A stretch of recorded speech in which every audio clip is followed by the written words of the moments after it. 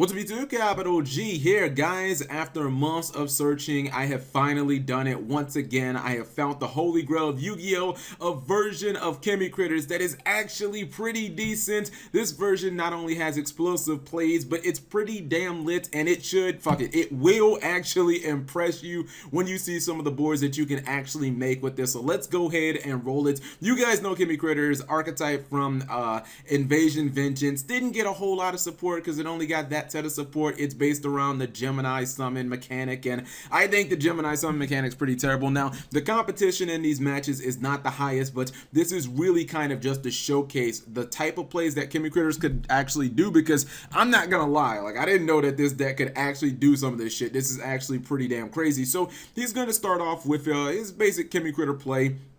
He goes into Titanic Galaxy because he had his 2 level 8s. If you don't understand how he had 2 level 8s, he used Supervise, obviously, to get the second effect of Ox. Ox summons one from his hand. They both become level 8s, and then obviously he can exceed. Now, he does get the Hydrogan on the field, and I mean, it doesn't really do much, but it is still 2800 defender, so it's pretty nice. And when you combine a Titanic Galaxy that obviously can eat up spells with a Quaking Mirror Force to protect it, it's pretty good. Your opponent basically only has like card effects or kaijus to kind of out it. He's playing against Galaxy, and the Galaxy player did actually just pass. If you look at his hand, it's kind of clear why he passed. He didn't want to use trade-in like his Galaxy Eyes Photon Dragon, because obviously it just would have gotten eaten up by the Titanic Galaxy. Then he would have kind of been screwed. Now, he top decked a copy of Ash Forehead, and we'll see if that does any work. So let's go ahead and roll this. And I believe this is the turn where like Galaxies are going to completely pop off, even though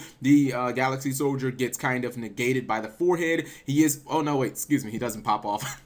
All he does is summon Galaxy, what's it called? He just summons Photon Dragon and just passes. And if you're wondering, by the way, hold on.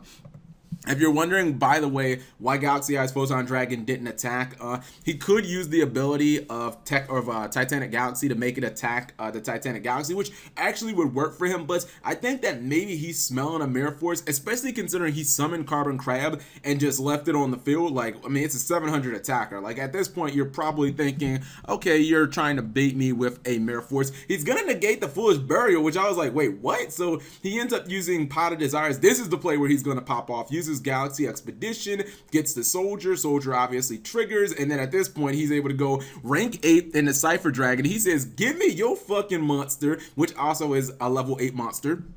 That allows him to make Prime Dragon, and I think that he's not even done yet. He's gonna summon Ghost Ship, and then he goes for Pallades. I was like, oh man, this is the pop-off, but he unfortunately attacks into that Mirror Force that he should have had that Sixth Sense, guys. He should have known the Mirror Force was there. Unfortunately, he doesn't. Now, he is able to recover, and if you look at this board, I mean, honestly, I still think that Photons are definitely ahead, because he still does have 4 monsters, 4 really good monsters, and all your boy has is a couple of copies of Trade-In and a Carbon Crab. But if you know Carbon Crab's effect, obviously he can use it. He can basically use the Foolish Burial, and then he can search for a level 8. He gets Dioxin, he trades it in for more cards, he draws Hydrogon, he trades it in for more cards, and I think at this point he didn't attack, because again, he's got Mirror Force on the brain, and unfortunately, this is where the pop-off happens. Once again, he searches, goes for Toadally Awesome, then he's gonna Soul Charge for 4, and look at what he actually makes this play. This is actually pretty damn ridiculous. He goes into Cypher Dragon, he says, give me your monster, bitch. Then he goes for Methane, summons the, what's the name of this guy? It's like Phoenix something. I keep forgetting what this guy is called. He summons Phoenix Gearfree. Yeah, he summons Phoenix Gearfree from the graveyard, and then since he has 2 more 8s, he's able to make another Titanic Galaxy. And I just want people to size up this field and understand, not only did he do this all in one turn, this was done by fucking Chemicritters. He summoned 3 rank 8s and a Toadally Awesome in one turn with Chemicritters, arguably the worst archetype in the entire Arc 5 history. I mean, the archetype is terrible. I'm not going to sugarcoat it, but this version, I think, is actually, like, if you were ever going to have a competitive version of Chemicritters, this is it. So obviously at this point, Cypher Dragon just starts blowing stuff up. He's attacking, and then he's going to use Burnout. I believe he gets rid of Methane. He gets 2 more monsters, Dioxin and Hydrogon, and he just attacks for game. He's able to do a lot of damage there because if you look at all the monsters on his board, I mean, he basically, like every monster was like 3,000 outside of the Totally Awesome. So, I mean, he wasn't going to survive all of that. And that is just the first of it. Actually, you guys might be surprised, but this version can actually synchro summon as well. I think he's going to synchro in this duel. So this is against Cyber Angels, and you can clearly look at his hand. He's obviously brick. That's what the instant fusion is for, by the way. So he's going to go instant fusion for Sea Monster of Theseus. There's your tuner. And then he goes for Power Tool Dragon, which is kind of cool. And that is able to get him a copy of Supervise. Now, Soul Charge is putting in so much work here. He revives everything. I think maybe, let me just pause for a second. I think maybe he should have revived the Theseus because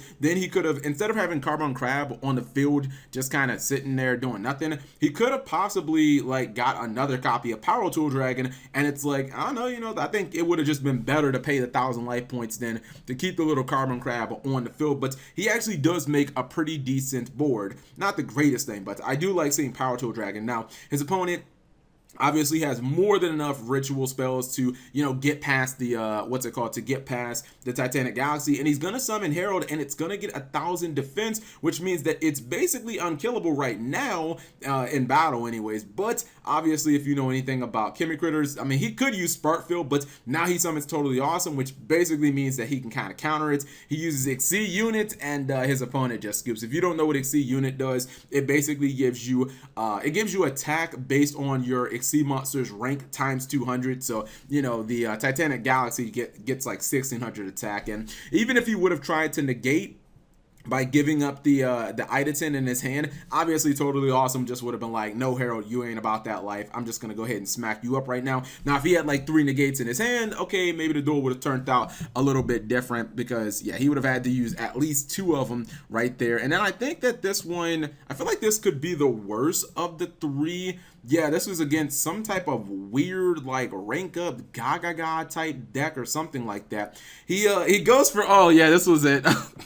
I almost turned this one off because he went into My Stroke on his first turn and he didn't put anything else on the board. I was like, what the fuck? Someone in 2017 still plays My Stroke. If you guys don't know, this card came out at the beginning of Zexal, like around Generation 4's time, and it was pretty good then, but like obviously this shit is not good in 2017, and to summon it with no other, you know, cards on the field is like, come on, man, seriously, you let your opponent get like 3 cards out of that for no reason. And obviously, if you give your opponent that many cards, it doesn't matter what deck they're playing, they're pretty much just going to raffle stomp you. I believe he's going to go on the Power Tool Dragon once again, and I'm not sure if he's like digging for cards or what, but obviously he's looking to make some plays with Supervise. He's looking to make at least 1 rank 8. Once you drop Methane, it's such an incredibly powerful card, especially if you do it with Supervise, because then you get 2 level 8s back. And I mean, look at the board that he has put down, and you know, obviously that was aided by Maxi, but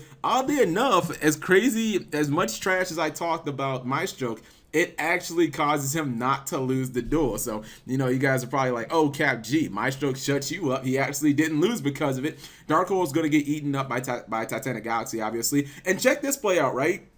He actually goes into Volcasaurus, and I was like, oh my goodness, this could actually be the comeback, but unfortunately he forgets about Titanic Galaxy's effect to make monsters attack into it, and you know, he basically ends up losing to that. Maybe he could have done something with his rank up Numeron Force. If you guys don't know, rank up Numeron Force is basically a skill drain for everything on the field except the Exceed that you summon. I just don't know if he would have been able to, well, he did have, I mean, the Titanic Galaxy was used already. Maybe he could have actually done something, yeah, possibly with the Numeron Force. But anyways, his opponent still did have 2 cards in hand, plus he was going to be drawing another one. I don't know if he runs multiple copies of Sea Monster of Theseus. It is Chemicritters. You do have a lot of extra deck space outside of the Power Tool Dragons, the Theseus. Everything else in the deck is basically just like Totally Awesome and rank 8s. And also, do you guys think that there is some magical support out there that could actually fix Chemicritters as an archetype, or maybe just fix the Gemini mechanic as a whole? Because it's kind of sucked for a very long time. Like, since it came out, I think it came out in like 5Ds, and it's just been really, really underwhelming. If you look at like, what is that damn thing? The Union. Obviously, Konami really buckled down, and they wanted ABC to be like a high tier deck, and obviously it did. In fact, it got so strong in the OCG where they had to, like, you you know, end up hitting like Union Hanger or whatnot. And maybe I can cross my fingers and pray and hope that in Extreme Force, which is the set that comes after Circuit Break, that maybe Konami will actually start taking Gemini seriously, because I don't know, it seems kind of weird that they went back to the mechanic, but it was just so lackluster. But anyways, whatever you guys think, leave it in the comment section below. Thank you guys for watching as always, and subscribe if you have not already.